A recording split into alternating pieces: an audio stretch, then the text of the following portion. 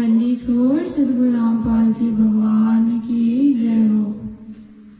भोग लगाओ महिमा गाओ सतगुरु से करो अरदास शरण में रखना जी।